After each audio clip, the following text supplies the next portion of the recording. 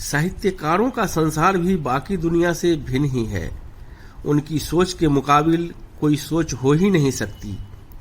चचा गालिब सी कोई गजल हो ही नहीं सकती। आजकल इस सूचना के इंटरनेट विस्फोटक युग में आपको हर कदम पर साहित्यकार, कवि, शायर, पत्रकार, लेखक, विचारक, चिंतक व मार्गदर्शक कुकुरमुत्ते की भांति उगे हुए मिलते हैं, जिनके सतरंगी वस्त्र विन्यास, हंस जैसी चाल, उलझी घनी मुख पर श्वेत श्याम दाढ़ी, मस्तक पर कुछ खिंची रेखाएं जो उनके साहित्यकार होने की ओर इशारा कर देती हैं। सफर में अगर हम सफर हो तो सफर बड़ा सुहाना हो जाता है।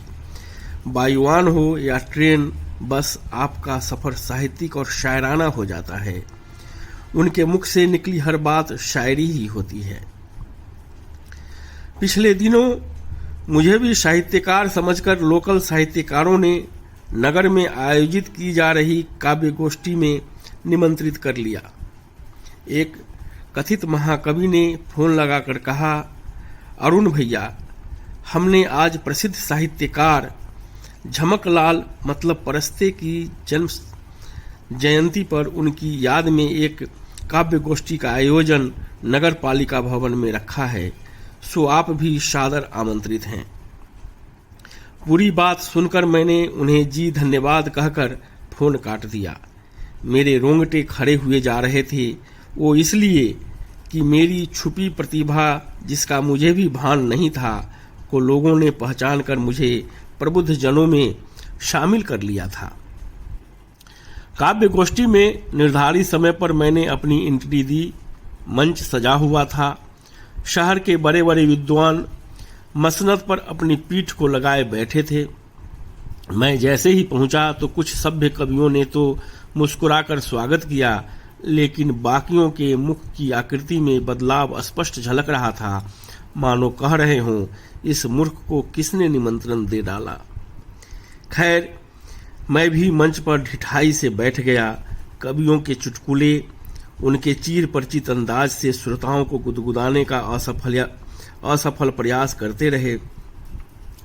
कुछ तालियां बजवाने के लिए श्रोताओं को यह कहकर बाध्य करते रहे कि जो यहाँ ताली नहीं बजाएगा वो अगले जन्म में घर घर जाकर तालियां बजाएगा, अर्थात बुढ़िया बनेगा।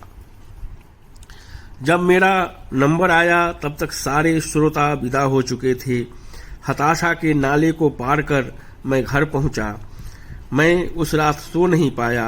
सपनों के समंदर में रात भर डूबता तैरता इतराता रहा। सपने में मुझे साहित्यिक सम्मान तक मिल गया था। बड़े बड़े कवि उदास मन से मुझे बधाइयां दे रहे थे और मेरा गला पुष्पहारों से भरा हुआ था। तभी मुझे लगा बरसात हो गई है। दरअसल नींद खुल गई थी। पत्नी ने जग भर कर मुझ पर पानी डाल दिया था। जगाने के सभी प्रयास विफल होने के कारण कह रही थी, पकौड़े की दुकान पर नहीं जाना क्या, ग्राहक प्रतीक्षा कर रहे हों। तो दोस्तों, आज के लिए बस इतना ही। जल्द ही फिर मिलेंगे एक नए टॉपिक के साथ। तब तक मुझे विदा दीजिए। नमस्कार, जय हिंद, जय भारत।